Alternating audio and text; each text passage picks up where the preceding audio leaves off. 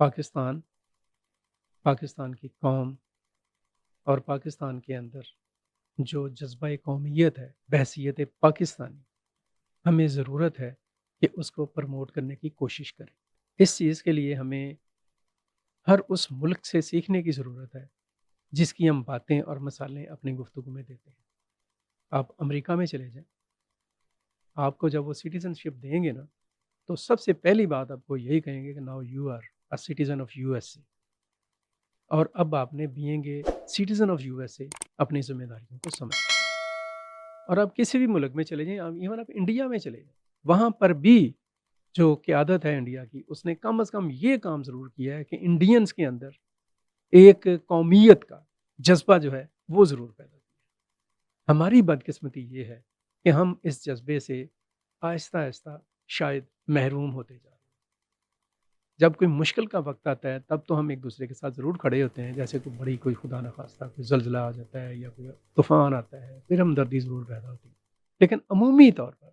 ہمارے اندر جو پاکستانیت ہے اور پاکستان کی سوچ ہے اور پاکستان کے لیے کچھ کرنے کا جو جذبہ ہے، وہ انڈیویجولی بھی اور کلیکٹیولی بھی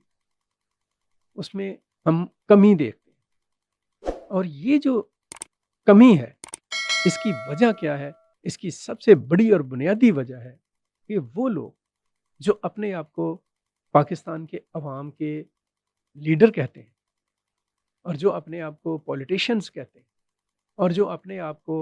آپ کہہ لیں کہ اس چیز کا حق بجانب قرار دیتے ہیں کہ ان کو حکومت ملنی چاہیے، ان کو اقتدار ملنا چاہیے تاکہ وہ ملک کو سنوار سکیں، ملک کو آگے بڑھا سکیں، ان کی جو اپروچ ہے اس کے اندر ذاتیات، سیلف سینٹرڈ ہونا اور دوسرے کے لیے عدم برداشت کی جو کیفیت ہے وہ بڑی شدت کے ساتھ موجود ہے۔ میں آج کے اس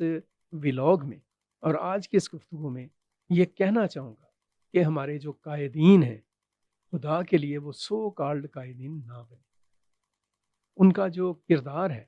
مجھے اقبال کا شعر یاد آ رہا ہے یہاں پہ، وہ کہتے ہیں کہ نگہ بلند سخن دل نواز جہاں پرسوز، یہی ہے رخت سفر میرے کارواں کے لیے۔ میرے کارواں کے لیے جو انہوں نے رخت سفر بتایا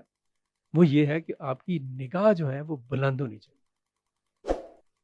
آپ کا سخن جو ہے، آپ کی گفتگو جو ہے وہ دل سوز ہونی چاہیے، دل میں اتر جانے والی ہونی چاہیے۔ نگہ بلند سخن دل نواز اور جاں پرسوز، یعنی گفتگو دل نواز ہو اور جاں پرسوز ہو۔ جان میں یعنی آپ کی زندگی میں ایک حرارت ہونی چاہیے، ایک بے چینی کی، ایک آگے بڑھنے کی لگن کی حرارت، اور ان خوبیوں کی بنیاد پر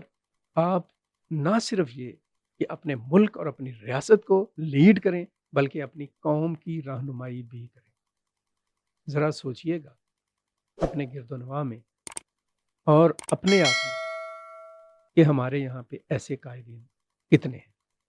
اور ہمیں اس طرح کے قائدین کی کتنی شدت سے ضرورت ہے۔ خدا کے لیے اس پہلو پر غور